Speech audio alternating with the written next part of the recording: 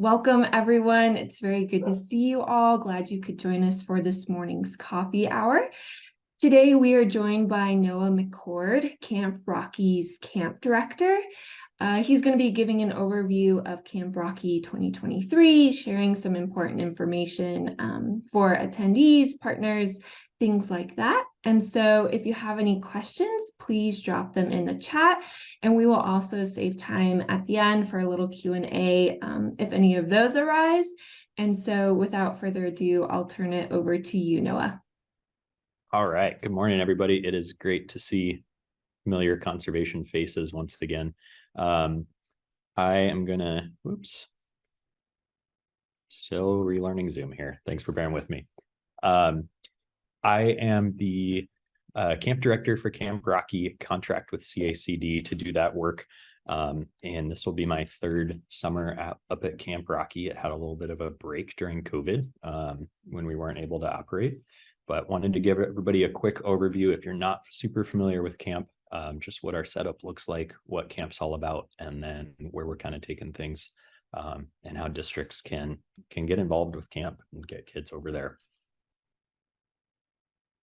See if I can click through. So Camp Rocky used to be a 6-night program. It is a 5-night program, which I think is still a great fit. Teenagers get tired and cranky when you go too long. So we are up outside Divide, Colorado, in Teller County for 5 nights. We rent space from a Mennonite summer camp up there. They run programs all year round. They have an amazing facility. It's really perfect for this camp because they've got mixed grasslands and aspen forests and ponderosa stands. So really get a good look at just about all of the natural landscapes of Colorado, which is perfect since we get kids from all over the state and we're talking natural resources and land management. So they get to get hands-on with just about every environment we can have represented up in the state. They participate in one of 4 natural resource groups. They get assigned those for the week and they have the opportunity to request one from the beginning. So those groups are soil and water, rangeland management, fish and wildlife, and forestry management. And of course, all of those things really cross over between disciplines too, but the kids will focus primarily with their instructors in one group and then get an opportunity, especially towards the end of the week when they put a actual hands-on conservation practice into action to learn about each other's disciplines a little bit, see how the work they're doing can cross over and impact more than one discipline. Look at what we do on a daily basis. We have jam-packed days at camp. And I apologize, I've got chats coming in here on my work account, so I'm going to close that out. Our days at camp are really busy. We start bright and early with the kids. They have a great breakfast. It's, again, Mennonite camp, Mennonite cooking. They're very well fed during the week they're up there, and then roll right into their natural resource groups for the morning. It's usually a pretty fair mix of lecture style instruction. Sometimes the instructors will have hands-on projects for learning, and then usually afternoons they pivot a little bit more to more hands-on practice learning. So getting out on the landscape, getting to see what they've been talking about all morning. We break for lunch and then they go back into their resource groups. We try to give them a little bit of a break over the lunch hour to recharge a little bit. And then they're back in their resource groups. Most days we'll have some kind of guest speaker specific to one of the resource groups that our instructors bring in. And a lot of the times we'll see the other instructors may choose, if it's something that's topical to their subject as well, they'll have their groups join in. So some of the things we see for our daytime guest speakers are things like the Colorado Parks and Wildlife biologists coming in to do electrofishing and talking about stream sampling. Last couple of years, we've had the CPW biologists going hands-on with radio collar tracking and things like that as well. Wildfire is obviously a acute subject in Colorado over the last few years. So our forestry group was able to get a wildland fire crew last year that the entire camp came and listened to. And everything we do is A, trying to get knowledge across, trying to get learning done, but also B, trying to get these kids exposure to different potential career options that they may be interested in. So try to make sure that with every guest speaker they have, They're not only talking about what they do, they're not only teaching about their subject, but they're talking about their career path, how they came to do what they do on a daily basis as a natural resources professional, and what their recommendations would be for those kiddos if they're interested in going into that particular field. Mid-afternoon, we switch over to rec time, let the kids get some energy out before we try and keep going with our day. Have usually a fantastic supper courtesy of the camp, and then roll into a recreational group fun activity. So some of our big group games and capture the flag and water wars and relay races and things like that. Each evening we do have a guest speaker in more of a lecture format. So again, that is typically people who are practicing in a natural resources field. Some of the examples we've had the last couple of years are Bird Conservancy of the Rockies embedded biologists who work with NRCS. We have a bat specialist from El Paso County that is always a hit. I think this year we'll be transitioning one of our evening guest speakers into a hands-on, actually going out and miss netting bats over the pond again, which was a favorite back before COVID, letting the kids get hands-on with tagging and looking at bats. Everything they're doing is really looking at with an agriculture lens first, how to management practices, how to sampling practices in the field, whether you're an NRCS employee, whether you're a county extension agent, whether you're a producer, what do these natural resources practices mean for having productive land? After our evening guest speaker, we usually do another kind of after dark evening activity. Might be our s'mores making. Our last night we have a dance. Last year, glow in the dark capture the flag was incredibly popular, thanks to the expert efforts of the cheering squad from Colorado State Conservation Board staff. And then by about 10:30 or so, we've got lights out, and the kids are usually out pretty hard after a very long day up close to 10,000 feet. Look back over here. I think the best part of camp and what has made Camp Rocky so successful is the variety of instructors and leaders we have, and the longevity. So we've got in our 4 primary natural resources groups last year, we added it up, and I think we were somewhere around 70 years of Camp Rocky experience between our 4 primary instructors. 3 of them especially have been coming to camp since between the 80s and the 90s. And so they're very passionate about sharing what they do, what they know. They're really great instructors, even though it's not their primary job description in their day jobs to be teaching. That's really what they're doing, right? And that's their skill. Most of our instructors come from NRCS or agencies that have staff assigned to NRCS. So they're doing a lot of instruction of landowners on a daily basis, helping them, think through making plans for land management. And so they're able to translate those skills into teaching kids really well. We also, like I said, we get a great mix of guest speakers. You'll see our warden on there. The area wildlife managers are always a hit, and they come in and do a lot of talking with the kids and talking about careers. Especially exciting, we had a female game warden a couple years ago, and that was first time we'd had a female officer at camp. And because of her talk about her career path, things like that, one of our kiddos who had gone to camp for 3 years and then become a junior leader, switched her college plans around a little bit, ended up pursuing career in wildlife management, interned last year with the game wardens up in Montana, and is going to be starting here next fall as a game warden for the state. And you'll see our friend Garth Schaefer mysteriously doesn't appear on camera. I don't know what happens when I take pictures, but he doesn't show up. We did have the CSCB staff, who are obviously fantastic, helping out around camp last year, and really appreciate that support. So Kayla was an excellent creator of the glow stick glasses when we had all our activities and stuff. For kids that want to actually come to camp, we have an online application. I recommend, we get a lot of outreach from families on a daily basis asking how they go about getting a scholarship, how they go about signing up. I recommend and would recommend that you also push this. Go ahead and have people fill out the online application first, because it saves them a spot.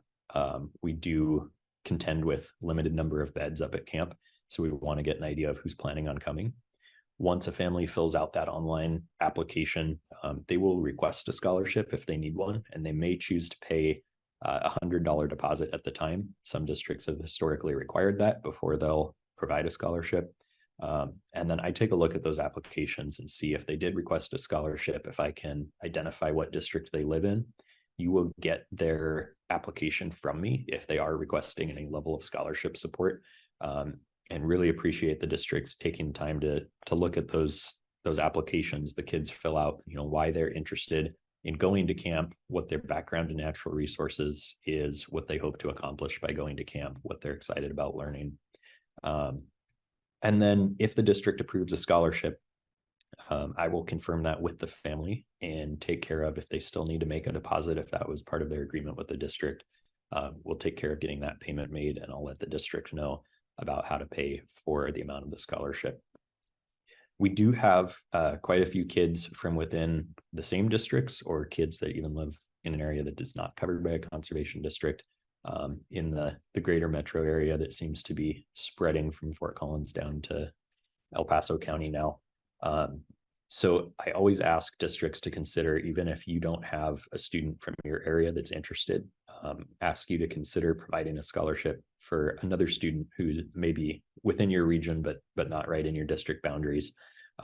We are an incredibly cost wise camp. I think the next cheapest camp I've been able to find when I'm scouring online is something in the neighborhood of $960 for what they call the cheap week of camp, for same length of time, same age group, and similar scope of activities. So really appreciate all the district's support on those things.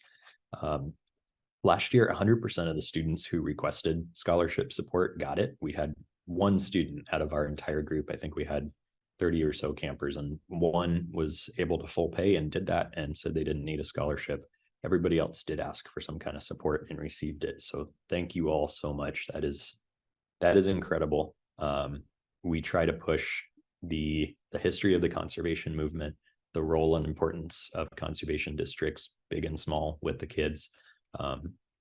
Had a really great time last year with the CSCB staff, being able to talk to the kids about what the districts do, why they're important. I don't think it's something that a lot of the kids realize, even, that they live within a conservation district, and if they've seen your sign out in fence lines, they may not know what that means and what you do. So we give them the whole spiel on the history of the Dust Bowl, how the conservation movement got started, what the work that's done every day is, why it's important to keep districts strong and have a local presence for conservation. I'm going to share a quick little video clip. We've got our kiddos from last year just talking about what their favorite part of camp was. This is why camp is great. You'll hear some of the kids, their s'mores and capture the flag are their favorite thing. Some of them are talking a little bit more eloquently on what they're learning and stuff. But if you come up and watch them, what we see is they're having too much fun to realize they're being educated at the same time. And that's totally what the environment we want to create. These kiddos are working really hard. They're learning more intensely. They're getting more hours a day of instruction than they would if they were in regular school during the school year. But we keep them entertained. We keep them tired, and get them pretty compliant with all the learning. So I'll share that with you and then pop back on here. I really like the hiking, and we saw wild turkeys.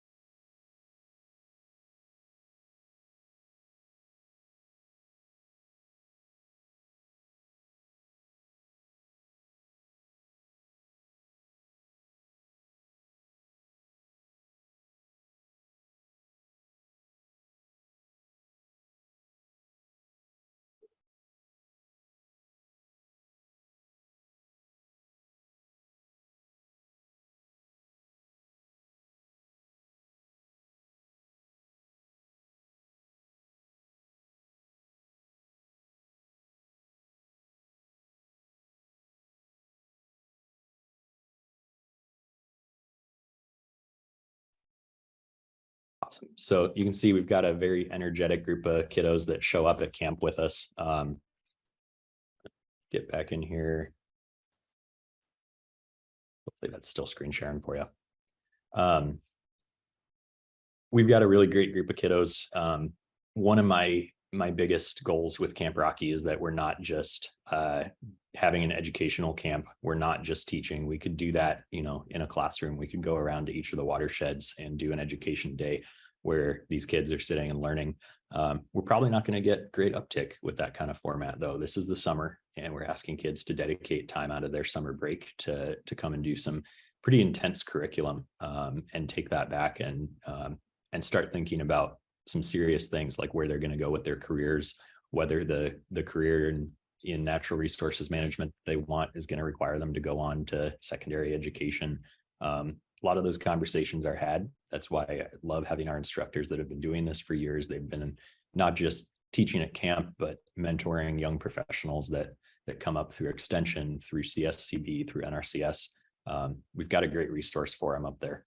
And in addition to, ideally wanting to create the great next generation of conservation leaders, we totally recognize that not every kid who comes to camp with us is going to end up in a natural resources management career, and that's okay. We want them exposed to what it is that producers do across the state of Colorado, what it is that land managers do, so that whether they're the next policymaker, they're working on a budget for a county or the state, or they're just an informed citizen voter, they understand what different production looks like in different parts of the state, why it's important to support conservation efforts wherever they end up as an adult in life. So I'm really proud of the team we've got at camp, the job they do, and what we're able to do for those kids. We had, I think 3 years ago, post-COVID, a pretty small group of about 18 kids coming out, trying to put camp back together after a couple of years off. Last year, we were up in the 30s, and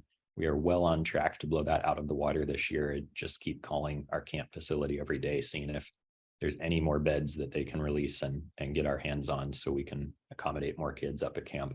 I think we're at a place now where we've got a really good scalable program. We can grow as we get more kids. We've got a lot of natural resource professionals that are willing to come up and be the second adult teaching a natural resources group, help the primary instructor for that group. Got a great set of adults who come up just to help out and run the fun part and supervise cabins and all of that. So really appreciate all of the conservation district's support in getting the message out about Camp Rocky. I've got some newly updated materials this year for marketing and promoting camp and talking about what it is.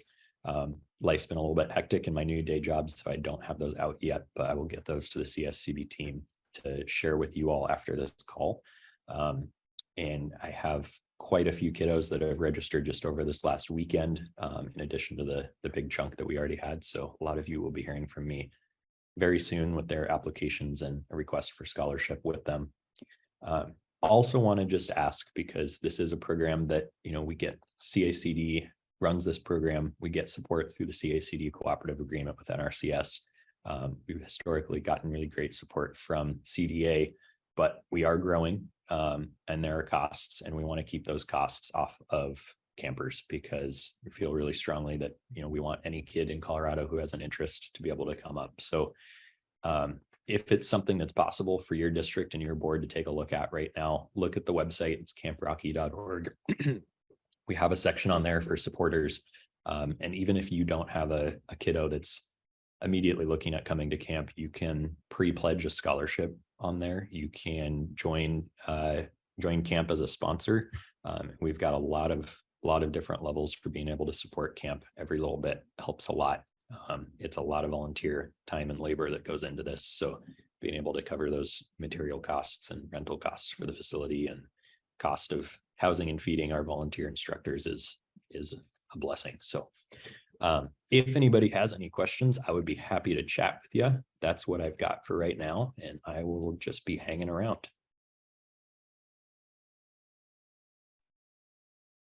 Okay, any questions for Noah while we have him here? As you mentioned, Garth and I were able to join them up at Camp Rocky last year and just had a blast. It is a great program and all of the kids get so much out of it. And so it's neat to just be in that environment and share in their enthusiasm. And so I can't say enough good things about Camp Rocky. And that was my first time attending. It was also my first time, and it was pretty amazing. I know a lot of districts and NRCS folks talk about how there's not enough folks out there for them to hire into a lot of the positions around the state. I think this is a great way for the next generation of conservationists to really get an exposure to what it means to be a conservationist, the different career paths that are out there, to really encourage folks to go into the conservation field. So I would encourage anyone who is watching this to sign up some kids. Awesome. Thanks, CSCB team. Appreciate the plug. So yeah, camp is July 9th through 14th this year. We're always threading the needle on when county fairs start to pick up a lot. We know we get a lot of kids who are involved in 4-H and things like that, and maybe showing animals and need to be back down for fair. And yeah, so Debbie asked about the inclusion piece from last year. So I will just say there's been a lot of discussion about what all of our camp policies look like when we're running a program like this, right? And I think we had a lot of catching up to do. This is something that obviously the school systems, sports teams, 4-H, all of that have been tackling for a while. And quite honestly, the rest of the summer camp world, the people that do this professionally year round, have been having to tackle and address and come up with new plans for a really long time. And so they're the experts. I defer to them. And we are just taking our lead from the camp facility that hosts us and American Camp Association. And I will just say, we are not ever going to create an environment where someone doesn't feel like they can safely come to camp. And we're going to work with their family however we need to make sure that they feel safe and comfortable coming to camp. Because like I said, I don't really care for any kid, whether they're going to be, the next NRCS state director, or they're going to be someone who's a voter who works in a completely different career field. I want them to come out, have this experience, build their own leadership, and have an understanding of what the producers in the state do. So yeah, I think that's, Debbie, to your question, we are adopting, the policies that are recommended by American Camp Association and everything. If you read them, they don't go as in depth as what people probably want to, and they're not as tactical as what we need to figure out when we're getting all sorts of questions from family. But my guiding principle is we're going to make sure that every kid who wants to can come to camp and enjoy themselves.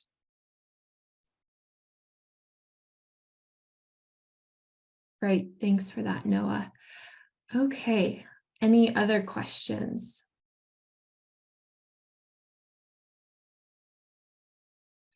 When, and I'm sorry if you touched on this, Noah, when's the deadline for registration? So we close registration off June 15th. So just under a month from when camp closes. It's a little bit harder deadline than it has been in years past because we're getting back to doing things like ordering camp t-shirts and just making sure that we've got, with the weirdness in the supply chain these days, making sure that our camp facility is able to place food orders and everything. That being said, I'll put a huge asterisk. We are going to run out of beds before registration closes. So if you know of any kiddos in your area that are interested, have them get on that list, even if we're not at a point where we have scholarships confirmed yet. Okay, that's good to know. So do things sooner rather than later. Make sure you get your kiddos registered as soon as possible. Yes. Okay, excellent. All right, looks like we have a question on what is the goal count or the count goal for this year, or the bed maximum? So Mariah, right now we are maxed out at 43 beds. and having to go back and forth with our camp folks up at Rocky Mountain Mennonite Camp. We've got some flexibility for those of you that have ever dropped a kiddo off up there or driven through on your way into the national forest. They've got some other housing on the property, a lot more rustic, I'll say, way up the hill, probably something that's going to require driving people down into the dining hall area, quite honestly, because it's a bit of a hike.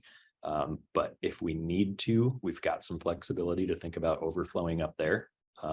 It's more of a outhouse, hole in the ground type cabin situation. But you know, they're kids and they'll probably think that's even better. Trying to keep everybody down in the core camp though. So we're working with them to see if there's anything we can do to move their summer staff out of some of the public cabins that they've taken over the last couple of years while they're going through remodels and stuff. So going to keep trying to drive that bed count up. Rustic. I love it. Rustic, yes. I think you can charge extra for rustic nowadays, but I think so. we know what that means. Okay. Other questions?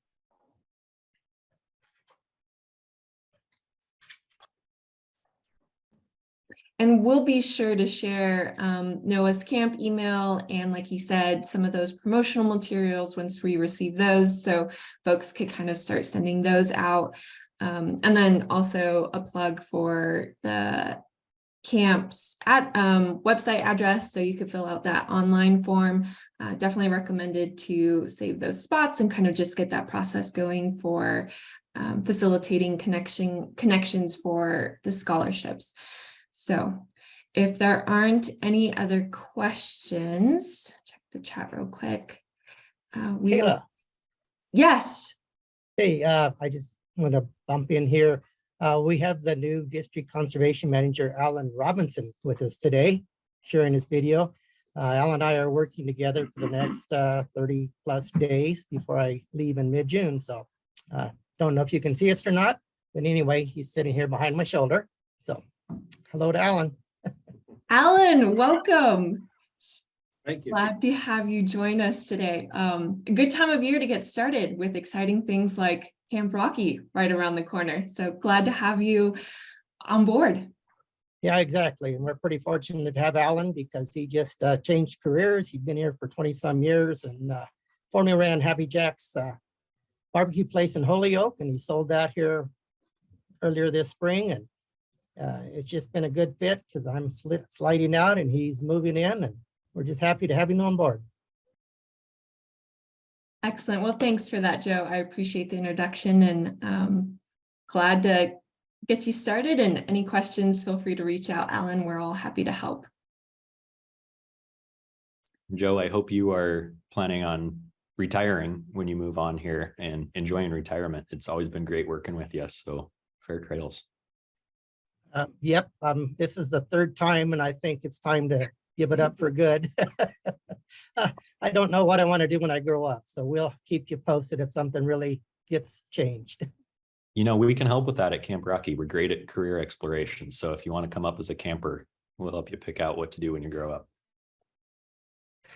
Sounds like fun. I'll keep that in mind.